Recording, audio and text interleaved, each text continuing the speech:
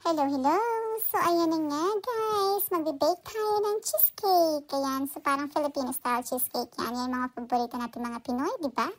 Dahil nag-crave ako at wala akong masyadong makita niyan dito sa abroad, sa UK actually.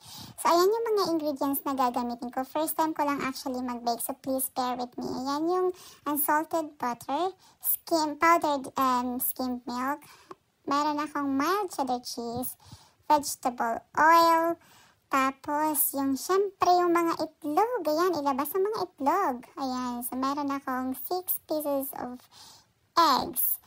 Tapos, meron akong evaporated milk. Ayan na nga. So, pwede namang fresh milk yung gamitin. Pero gagamitin ko itong evaporated milk. Baking powder, organic salt flour, and then of course, ang ating white sugar. Diba?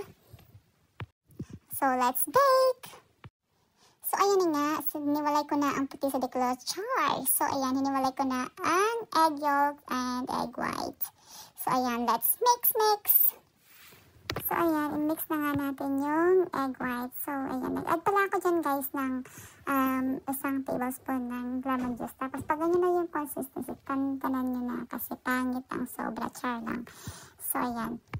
Yung egg yolk naman, tsaka yung 3 tablespoon ng sugar ang ating i-mix. Ayan na nga. Para lang tayo naglalaro, diba? Pero ang messy niya sobra. Yan, dahil wala nga akong matinong mixing bowl, so yan muna yung mga ginagamit ko. Lagay ko na yung evaporated milk. Isang can ng evaporated milk yung nilagay ko. Tapos, i-mix pa rin natin ng i-mix yan, diba? So, ayan. Gradually lang din natin ilalagay yung ating cake flour. So, gradually lang natin ilalagay yung cake flour. Kahit classic flour lang, pwede na siyang gamitin. Pag wala kayong nahanap na cake flour, kala mo naman talaga baker, diba?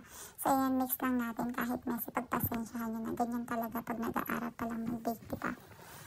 So, ayan, hahaluin na natin yung ating minix kanina. Di ko alam tawag dun. Yung baker ka, tapos di mo alam tawag, diba? So, dapat daw pa-fold yung paghalo niyan para maganda yung texture niya at para naman maganda din yung pagkakahalo. So, ganyan lang. Wala pa kasi akong spatula. Yan. So, ayan lang gamit ko. Tapos, ito na siya. Binake ko siya sa preheat oven na 150 degrees. So, ayan na yung 450 to 60 minutes. Tapos, yun na yung ginalabasan niya. Medyo parang sunog, pero di naman, char lang yun.